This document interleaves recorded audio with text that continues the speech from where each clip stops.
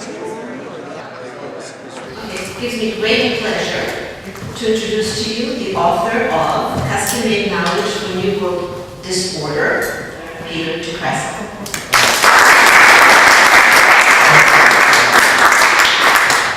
On the 60th anniversary of Israel's birthday and celebration, I have spent a lot of time on this book talking about not only the problems of America, but the problems facing Israel.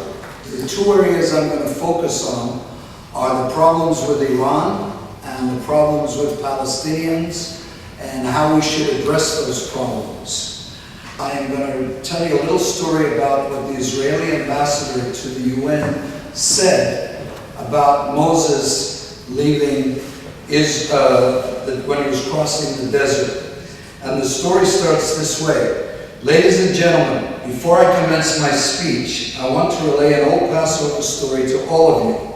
When Moses was leading the Jews out of Egypt towards the Promised Land, he had to go through the nearly endless Sinai desert. When they reached the Promised Land, the people were very thirsty and needed water.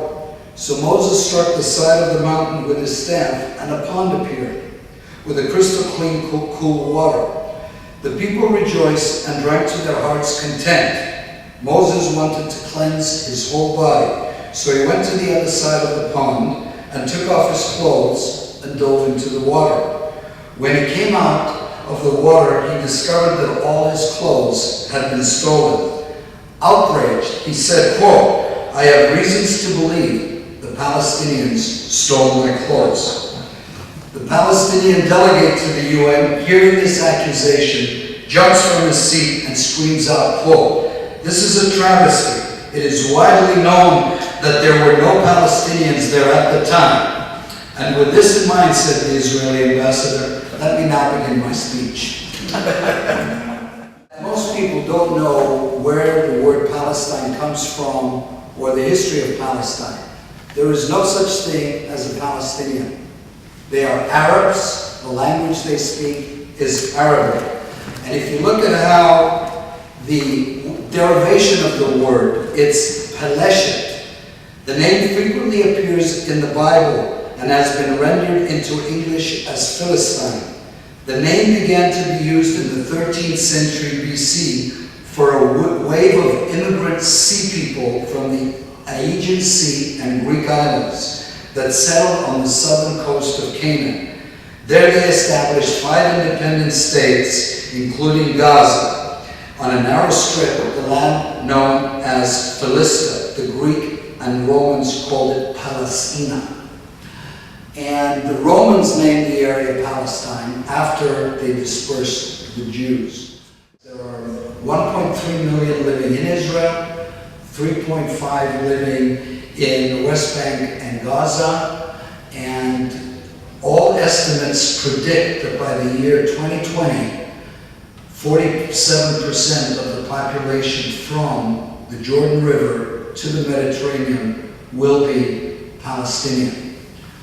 Many articles are appearing out there, including the recent issue of Atlantic, Is Israel Going to Survive? New York Times, a lot of articles, and they focus on how is Israel going to survive and defeat Iran, and how is it going to survive the new Palestinian strategy, which is not widely discussed, of basically treating Israel like South Africa, and take the campaign which has already started of making a Jewish apartheid state.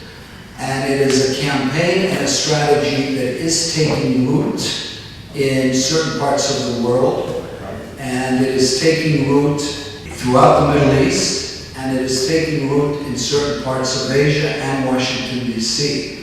And it is a strategy that the Palestinians and the Saudis are spending a lot of money on.